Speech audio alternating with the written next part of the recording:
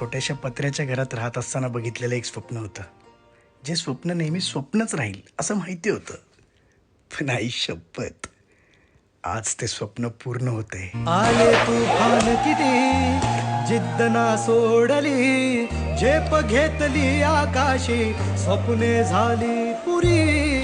लढलो अन जितलो भी काटच्या वाटवरी, दुश्मन भी आज मला वाकून सलाम करी. या मातीन दिलं बळ लढण्याला अन भिडण्याला, देव माझा मल्हारी खंडोबा पाठीशी.